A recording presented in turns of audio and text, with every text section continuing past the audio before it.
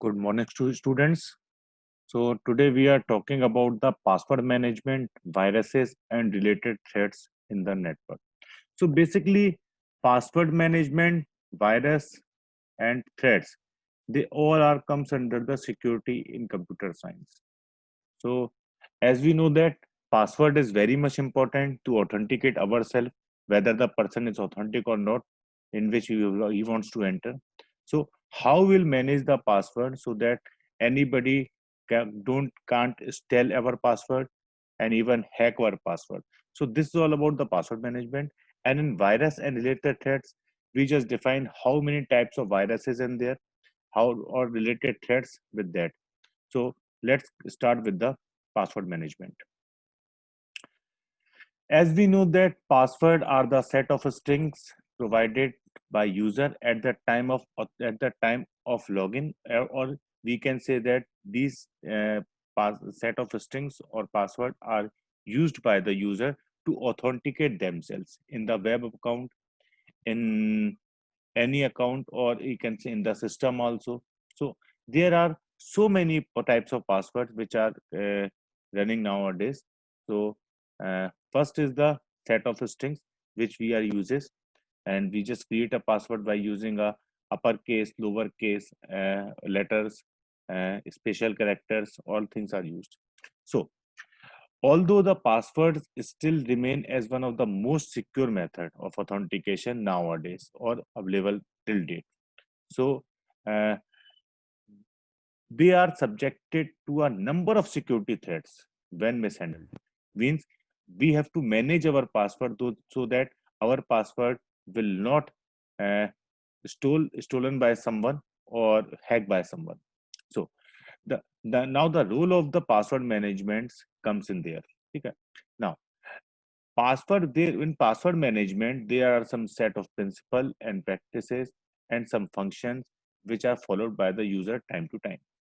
So while storing the password or while creating a password or while managing a password, the users should do all the things in efficient manner so that his password will be secure, or he can prevent their he can secure their password from unauthorized access. So this is all about in this password management. Let's come into the or brief. Now first, password protection. So as you know that the first thing which is against the intruders are the password system. So in everything we just have to define a password, which is very much important, like our banking, our accounts, our email accounts, or any account in a particular e-commerce websites or anything. So uh, all these passwords are also used in the multi-user environment. When there are so many users are there, then the particular head or master defines the password to a particular user so that they can access the system or access the network, all the things. So the password is a combination of identifier and a password. So for the authentication, there is a combination of ID and password. So ID is known as the identifier. So the password serve as to particular authenticate that ID which is defined. So by a password, we just authenticate the particular ID. Okay. Now the ID determines whether the user is authorized to gain the access or not. First thing is that. So uh, when we just write the ID or we just type the password in that. So first ID is will be authorized from the authentication. Then if first once the ID is authenticated, then we'll check particular that the password which is written for that ID is authorized or not. Okay.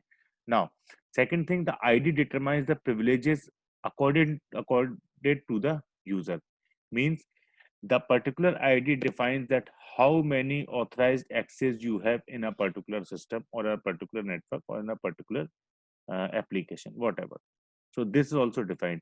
Means just taking an example, if I have the ID password of Amazon and I just pay for the Amazon Prime membership, then my ID is authenticated and authorized for the Amazon Prime membership. That is all about how much privileges is given to a particular ID. Second thing, the ID is used in what is referred to as a discretionary access control.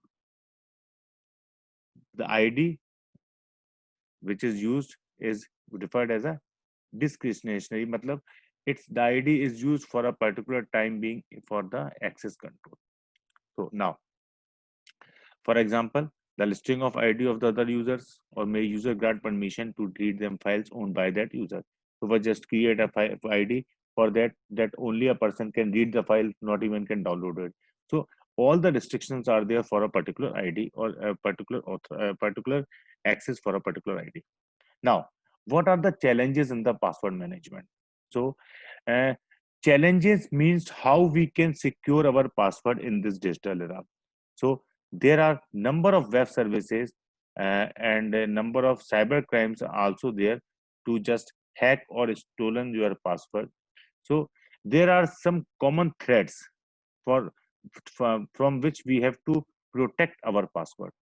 Okay, number one is logging spoofing. So, what is logging spoofing? In this logging spoofing, the passwords are illegally collected through a fake login page. Means hacker just develop a fake login page, and when you just uh, type the URL of that page, then fake pages in open on your screen, and you just write the ID and password of your, and it will be hacked by the hacker. After second one is the sniffing attack. So in sniffing attack, the hacker used some access tools or network access, illegal network access, for stolen your password. So there the first or we can say uh, uh, a particular application program is defined for that. So a particular application program like keylogger is used in that, in which you just type the keys on your system, and the all the data of your typing is sent to a particular destination. Sorry, particular hacker. So this is called the sniffing attack. Number three, shoulder surfing attack. Shoulder surfing attack is a common type of hacker, a common type of password stolen thing, in which a particular person just see your password or when you are typing your password in a particular system from backside, and or by using a micro camera, or he can gaining the access to the user data. After that, brute force attack. Brute force attack is an attack in which a particular hacker used all the combination of a particular password. Means, and like if I taking an example, then my name is Nitin, so that I maybe there are so many passwords in which I use my name. So attacker or hacker use all the combination of my name, my spouse name, my child name, my date of birth, my favorite number, anything. So he just try all the combination for gaining access to a particular user data. That is called brute force attack. After that, data breach. So data breach is stealing a call login credentials and other confidential data directly from the website database. So data breach is the word when you just steal the data or stolen the data from a particular web server or a particular server. So from this all these all types of threat, which is create an opportunity for attacker to steal the password. So we just take care of them, that we just take care of them uh, uh, and secure our password from the unauthorized access. After that, methods for the password management. There are some traditional methods used for the password management. First one is the writing down password on sticky notes, post IDs, etc. Second, sharing them via spreadsheet, email, telephone, etc. Third one is the using simple and easy to guess password. Fourth one is reusing them for all web application. Means I just create a single password and I just reuse all that password for all my applications. After that, often forgetting password and seeking for the help of forget option. So these are the traditional methods of password management which we are used. Now, how to manage a password? So first thing, every time you use a strong and unique password for all the login sites, for all the websites, and for all the application, means uh, as you know that all the uh, websites or all the applications which are using this password id password management, they always told that create your password. They just define the how much your password is strong. So they told you to create a password with uppercase letter, with lowercase letter, with special character, all the things are all the combination of the number also. So there is a combination of lowercase, uppercase, number, and a special character. Then it is difficult for a hacker to crack them. That's why always use a strong password and a unique password. After that, reset password at regular intervals.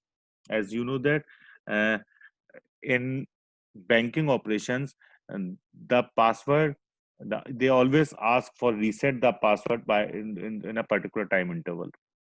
After 2 months, 3 months, they just told you when you are going to log in your bank account, then the password is, they ask you to reset your password and create a new login password, create a new transaction password for that. So we should have reset our password at the regular interval. Third one is the configure two-factor authentication for all accounts. Two-factor authentication means, like, we all are using Gmail, we just use a id and password for that. But there's one more option in the Gmail for the OTP also. The OTP is one time password which is used for that. Whenever you can log in the Gmail account from any devices, from any mobile, laptop, any other host, then you just get a OTP from the Google site. That is a two-factor authentication. So not only a single password, we can use two-factor authentication always, so that our password will, so that nobody can log in our websites or our mail accounts. After that, securely share password with friends, family, and colleagues. First thing is that all don't always share any password to anybody, but sometimes we do that. So that you have or securely share your password. After that, store all enterprise password in one place and enforce secure password policies within the business environment.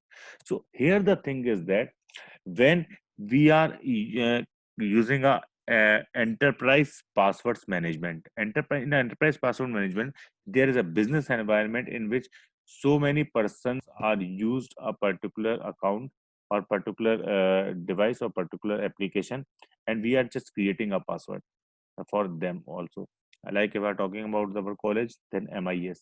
For MIS, there is a particular database is there for all the passwords. So we just have to secure, we have just to use the advanced password secure password policies for secure them.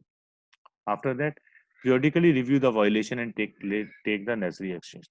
You have to take care what are the violations are there, and just have to take the necessary action about them. Now, uh, there are several forms of software used to help the users organization for their manage the better passwords, or for manage better password management. So there are so many password management softwares are there, which is used by the particular organization or particular by individual, so that uh, were- these password manager software use the encryption scheme for the passwords. Means that password you are typed in a particular field in id and password, then this id and password is sending in the encrypted form, so that nobody can steal it. So there are so many password manager softwares out there. Or second thing is that intended for use by multiple user or group of user.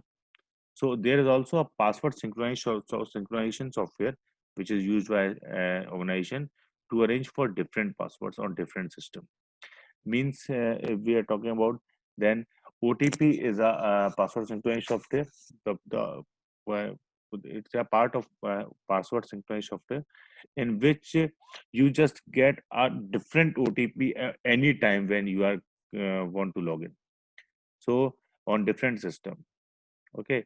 So these type of synchronized password synchronization software are used when we want to two-way authentication. After self-service password reset software. So there is a self-service password reset software are there in which enables reset their password by themselves, and nobody is required for them. Like if you just forget the login password of your bank account, then you can reset your, but there's an option for reset your password. So you can reset your password by your side, and not no, for and nobody is required for them to help you. You just create it by own. Okay. So these are the some softwares which are used for the password management. Now after that, there is a privileged password management is there. So this is also used, this is a type of a password management which is used to secure the password for login ID that have evaluated security privileges. So uh, in this the password is changing every time randomly, and it creates a random values for them. So uh, just taking an example of them, where before OTP, uh, when we are not using a mobile phone and mobile is not compulsory in the bank account, then HSBC, Hong Kong State Banking Corporation, uh, gives me a device in which then the number is there, like just a small device like a screen like a calculator, and there is a number is always there, and the number is randomly changing after every 10 seconds, 20 seconds, 30 seconds, whatever the time is there. Whenever I have to log in that data, then I have to check that number and enter that number at a particular time period. So these are the privileged password management software which are used, so which creates a random value. So uh, there are, since users and automated software process needs these password to function. So privileged password management system must store these passwords and provide various mechanisms to close these passwords. So this is the one time of mechanism which I told you of HSBC. Now this is all about the virus. It was all about the password management. Now come to the virus and related threats. As we know that what are the virus nowadays, corona virus is very much important. So leave it. First, describe the virus. So what is the virus? So uh, virus are basically the program which corrupted our computer or corrupted our database. Okay. So these are basically a threats to computer system and presented in a form of program that exploit vulnerabilities in computing system. So these are also known as the malicious program. So the malicious program are divided into two categories. First, that need host program, and second one is independent. Need host program, that means these are the types of wire which need the host program in which they want to spread. And in independent, these are the type of which do not need any uh, host program. They just uh, uh, they just replicate themselves and created a viruses or worms. So there are so many types of them. So let's discuss one by one of them. So as we know that these is divided in two categories, which is that need the host program and that are not independent. So starting with the virus. So virus is a program that attach itself to a program and propagates copies of itself to the other program. Means when you just opening any file, then it replicates them or create its copies with attached with the other program. After that, worm. Worm is a program that propagates copies of itself to the other computer. Means if there is a so many folders are there, then worm replicate, uh, create their copies to every folder of a particular system. After that, logic bomb. Logic bombs are the trigger section when condition occur. So there is a particular condition when occur, we can say, if we take an example, then if you just click into a particular link, then maybe a logic bomb will occur. So there is a trigger action in the logic bombs. After that, Trojan horse. So Trojan horse are the program that contain unexpected additional functionality which you don't require. So that are the Trojan horse. After that, backdoor or trapdoor. So backdoor are the program or modification that allows unauthorized user to access them or to change them. After that, exploits. So particular code is specific to a single vulnerability or set of vulnerability. So there is a code is defined in exploits by which if the code is executed in a particular host, then it create a single vulnerability or maybe a set of vulnerability to a particular program or host. Now, downloader. Downloader are the so common type of malicious program in which when we install or download something from web server website, then some additional program is also downloaded in our system, and it is usually sent via email. Like one of the virus in my system also, that is called Chromium. How I don't know how it installed to my system, and even I can't uninstall it. So these type of program uh, which you don't want to download, but is downloaded in the system.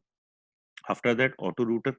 AutoRouter is a malicious hacker tool which is used to break into machine remotely. So it just break the machine into new machine remotely. So it is used remotely, means somebody person can use this tool to break your machines. After that, Kit. So there are set of tools which generating new viruses automatically are called Kit. Means after a time being, maybe a virus can be generated. So when you can just install a program or use the application program or use download an application program, so when it is downloaded, then there is a program running on the backside that after 3 days, after 5 days, after 10 days, after 20 days, a particular virus is generated from that program. That is called Kit. That is a special set of tool. After that, spammer program. So spammer program is used to send a large volume of emails which you don't want. So basically, it's a you get the spam mails. Then these are sent by the spammer programs. After the flooders, so flooders are used to attack network computer system with the large volume of traffic. So one of the type is DUS attack, that is called denial of service, in which so much amount of data is particular sent to a host or intermediate node or server router so that they may collapse uh, and the, our network will fail. After that, flooders, sorry, keyloggers. So keyloggers are a particular tool which capture the keystroke and on a compromised system. And maybe maybe this uh, capture keystrokes can be sent to a particular hacker or, or any user, unwanted user. After that, rootkit.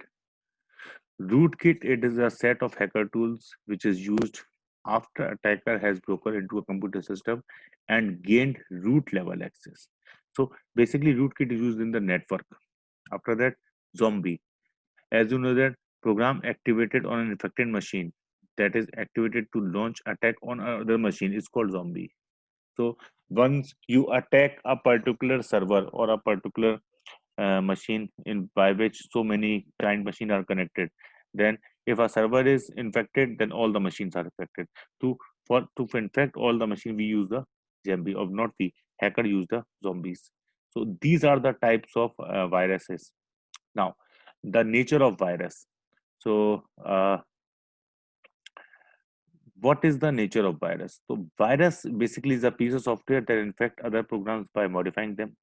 So modification includes a copy, or it will infect the program or application program. So it will infect the operating system also.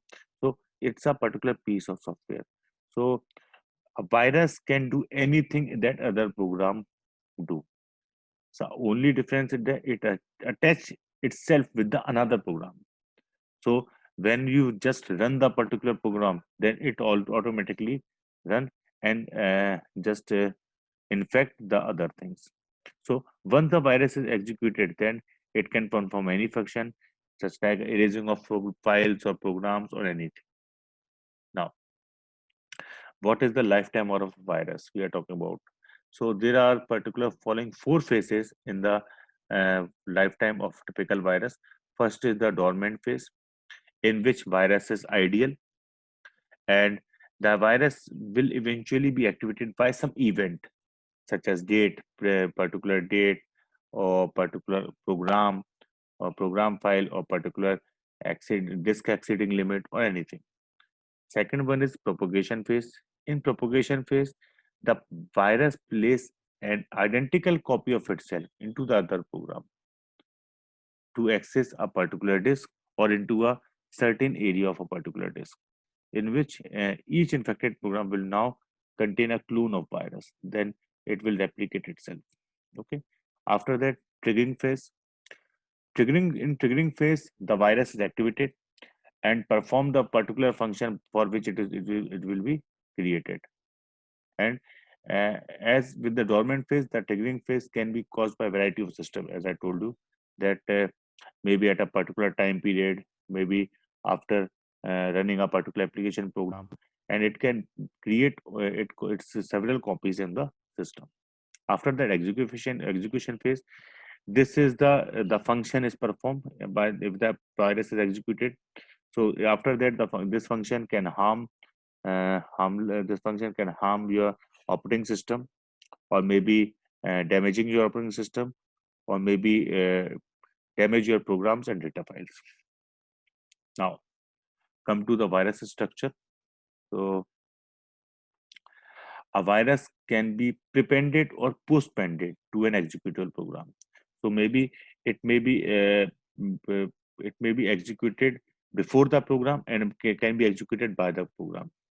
Okay. So uh, when the program is infected, the infected program begins with the virus code and works as follows. Okay. So once the application program is infected, then how it works? This. So first one is the when you are running a program or execution a program, then first line of the code is jump to a particular main virus program. Okay. Then the second line is a special marker that is used by the virus to determine whether the potential victim program has already been infected with this virus or not.